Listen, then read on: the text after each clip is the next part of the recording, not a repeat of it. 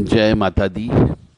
जय माँ कामाख्या। जय श्री महाकाल महाराज। देव राधा ट्रस्ट सत्यवाणी चैनल से आप सनातन धर्म के कुछ रहस्यमय ज्ञान को सुन रहे हैं। यदि मनुष्य की आत्मा हर जन्म में सुखी रहना चाहती हो, इसका अर्थ यहाँ पर यह है कि मनुष्य जब मर जाता है तो उसकी आत्मा तो अजर और अमर है, और यदि वो किसी भी योनि में चली जाए, पशु की योनि में चली जाए, पक्षी की योनि में चली जाए, मछली की योनि में चली जाए, पेड़ पौधों की योनि में चली जाए, कीट पतंग की योनि में चली जाए, तो भी वहाँ पर वह सुखी रहेगी। इसके लिए हमारे शास्त्र में वर्णन दिया गया है कि आप हर योनि में सुखी रहना चाहते हो तो आपको क्या करना चाहिए, जिसको हम ये कह सकते हैं कि यदि आप कुत्ते बन गए तो बहुत वीआईपी कुत्ते बनोगे, जहाँ आपकी एक मनुष्य से ज़्यादा देखरेख होगी। गाय के रूप में यदि आपने जन्म ले लिया तो एक माँ के रूप में आपकी सेवा होगी। यदि आपने कोई पशु पक्षी कीट पतंग के रूप में ले लिया तो आपको खाने पीने की कोई प्रॉब्लम नहीं होगी। उसके लिए भी आप अभी से पुण्य करके जा सकते हो। और पुण्य कब कब करना चाहिए, जिसको हम अक्षय पुण्य कहते हैं। मनुष्य को दान निकालना है, दान। पर आज के ज़माने में मनुष्य दान नहीं निकाल रहा, इसलिए उसे कष्ट भी आ रहे हैं और भविष्य में भी कष्ट आना ही है। अपनी कमाई को अपने पत्नी के ऊपर, अपने बच्चों के ऊपर दिल खोल के खर्च करता है, परंतु यही पूजा पाठ जप तप हवन वाली बात आती, दान धर्म की बात आती है तो वो हाथ बंद कर लेता है, खर्च नहीं करता है। इसी वजह से उसे तरह तरह की बीमारियां लगती है। और कई बार तो मैं ये बार बार कहता हूं कि आपके घर के अंदर यदि किसी जवान लड़के या जवान लड़की की मौत हो जाती है या किसी जवान स्त्री की मृत्यु हो जाती है तो इसका अर्थ है आप महाभयंकर पापी हैं। अपनी कमाई का 10% हिस्सा दान धर्म में आपको लगाना है, नहीं तो आप रोते रहोगे।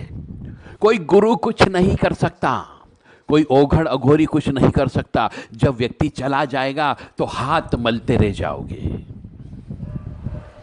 तो मैं आप लोगों को जगा रहा हूं कि आप किसी भी योनि में रहें, चाहे मनुष्य योनि में रहें, पशु पक्षी कीट पतंग किसी भी योनि में रहें, आप हमेशा खुश रहोगे, आनंद में रहोगे यदि आप दान करते हो। और ऐसा दान करते हो जो अक्षय फल प्रदान करता है, यानी उसका पुण्य जो है कभी क्षय नहीं हो सकता। तो हमारे शास्त्र में इसका वर्णन है। कई बार हम देखते हैं पति बहुत जल्दी मर जाता है, कई बार देखते हैं पत्नी बहुत जल्दी मर जाती है, कई बार जवान लड़का मर जाता है, कई बार जवान लड़की की शादी करके साल 2 साल में घर आ जाती है और फिर उसे शादी या विवाह से नफरत हो जाता है। ये सब क्या है? ये आपके दुखों का कारण है और आपके पाप कर्मों का कारण है। तो सिर्फ मैं ज़्यादा नहीं बोल रहा हूँ, आप 100 रुपये में से 10 रुपये दान धर्म के लिए निकालना प्रारंभ कर दें तो आप काफ़ी कुछ हद तक अपने कष्ट से, दुख से, परेशानियों से निजात पा सकते हो। और पिछले जन्म के पाप कर्मों का जो भयंकर कष्ट भोगना रहता है उस कष्ट से भी आप बच सकते हो, या वो कष्ट आपको बहुत छोटा लगेगा। तो आपको करना क्या है? करना ये है कि सोमवती अमावस्या के दिन ज़्यादा से ज़्यादा दान करें। आप अपनी कमाई का 10% हिस्सा निकाल के एक अलग से डब्बे में डाल दो, और ये तिथि जब आती है उस तिथि पर विशेष तौर से पुण्य करो। अन्न का दान करना है आपको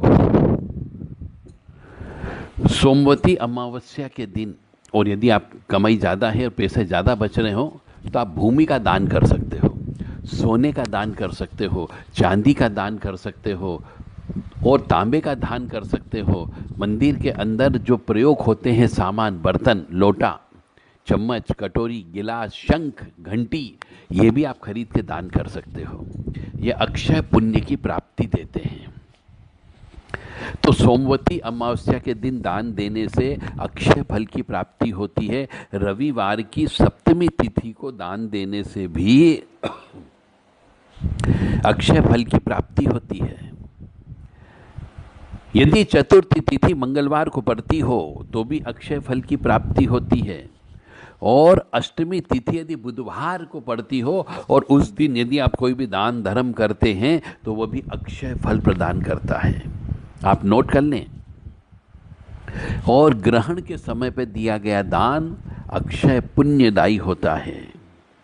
संक्रांति के दिन दिया गया दान, अक्षय तृतीया के दिन दिया गया दान, यह सब अक्षय फल प्रदान करता है। ये कभी क्षय नहीं हो सकता। आप किसी भी योनि में चले जाओ तो एक डायरी में नोट कर लो कि ये तिथि कब आ रही है, उस तिथि को विशेष तौर से अन्न का दान करें, वस्त्र का दान करें, क्योंकि हर को वस्त्र की भी आवश्यकता होती है, क्योंकि ठंड पड़ती है, भूख सबको लगती है, इसलिए क्योंकि अन्न का दान करना महादान कहा गया है।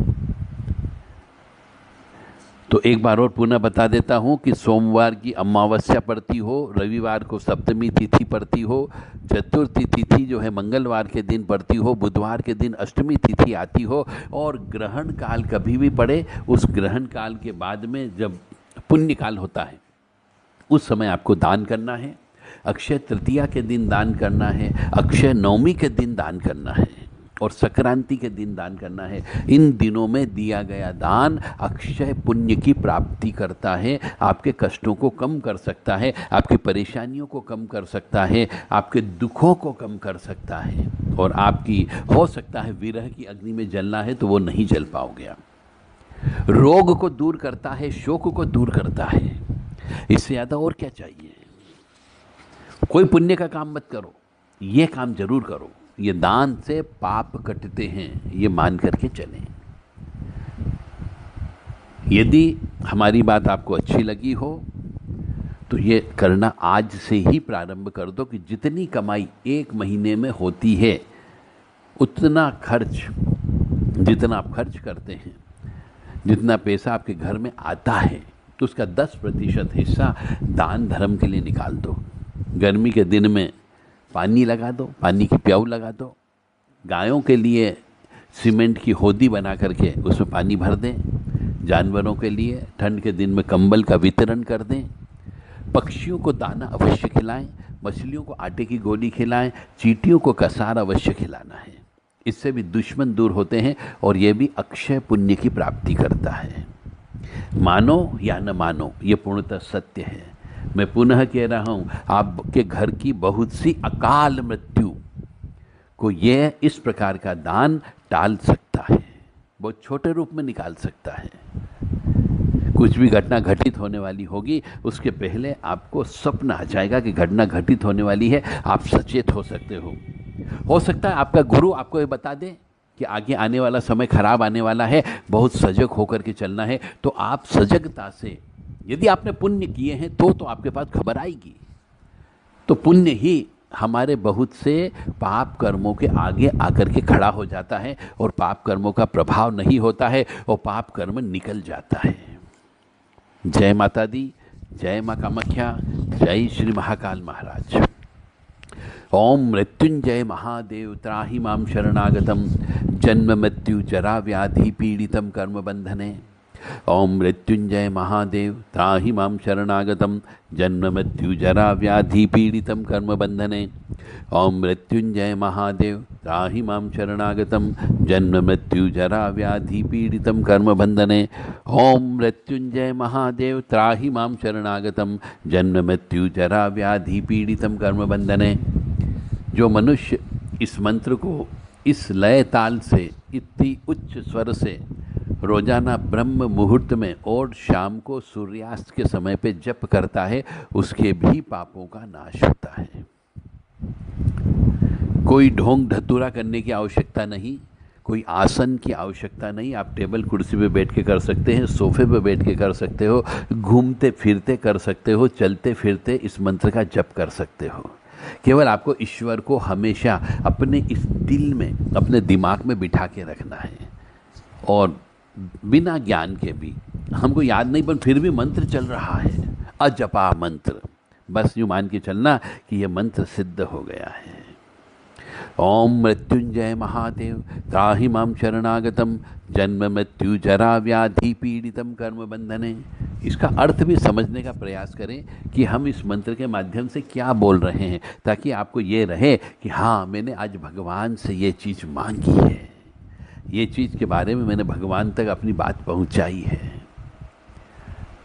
माँ भगवती जगत जननी आद्यशक्ति भवानी आह्लादिनी शक्ति कष्ट निवारिणी दुख निवारिणी महिषासुर मर्दिनी चंडमुंड नाशिनी सिंह वाहिनी क्लेश नाशिनी पाप नाशिनी दुरितापहारिणी शत्रु संग विदारिणी, आप सबको सुखी रखे, स्वस्थ रखे, प्रसन्न रखे, यश दे, कीर्ति दे और मान सम्मान दे, और सबसे बड़ी बात है आपको निरोगी काया प्रदान करें।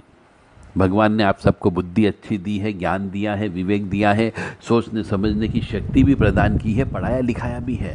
तो एक बार विचार अवश्य करना, मैंने जो कहा है उसके ऊपर, कि मैं ऐसा क्यों कह रहा हूँ। फिर मर्जी आपकी, कष्ट सहना है तो आपको सहना, आपकी शरीर को सहना है, आपकी आत्मा को सहन करना है, आपके आँखों से आंसू नहीं निकलना चाहिए। हमारी ऐसे प्रयास हैं।